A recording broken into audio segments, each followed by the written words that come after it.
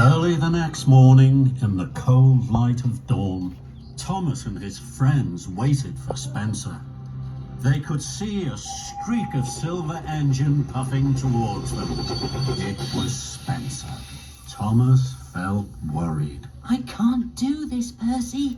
Yes, you can, Thomas. You always tell us we can do whatever we want to. So can you. The tracks were cleared for Spencer and Thomas, and both engines were coupled up to their heavy loads. Edward puffed forward. You will each take different tracks round the island. You may only stop for coal and water. Then Edward whistled long and hard. The contest had begun. Spencer and Thomas pumped their pistons. Thomas puffed off with a heave and a huff. I can do it. I'll puff for longer. I'll show Spencer I really am stronger. Spencer smiled as he slid away. I'll show Thomas who's strong and who's weak.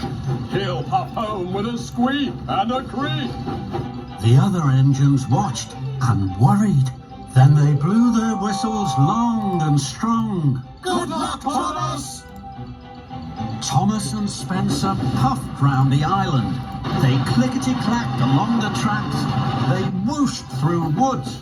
And they huffed up hills. Spencer steamed and smiled. He raced and he roared. Thomas puffed and huffed. He heaved and he hauled. Silly little engine. When will he learn? You can do whatever you want to, and I want to win. Thomas was huffing up a steep slope. He was puffing and panting, and his axles ached. At last he reached the top. Hooray! I did it! Then there was trouble. There was a clang and a prang. Thomas gasped. Cinders and ashes! I've broken my brakes! Thomas's wheels started to whir and to wobble.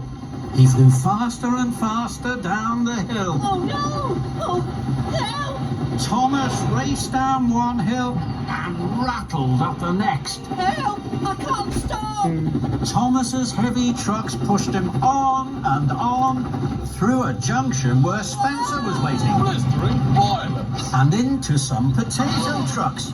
Potatoes bounced everywhere, but Thomas sped on into a flatbed of jam barrels. Sticky jam flew in the air and landed all over Thomas.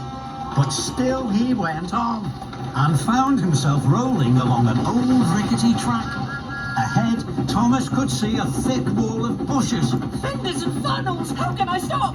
With a scrunch and a crunch, Thomas crashed into the bushes and came to a stop. Flaming fireboxes! That was scary. Thomas looked around. After the racing and rattling, it was very quiet. Spencer will be back at the shunting yards now. He'll be puffing with pride because he won the contest. And my best friend Percy will be wondering where I am. I don't know where I am.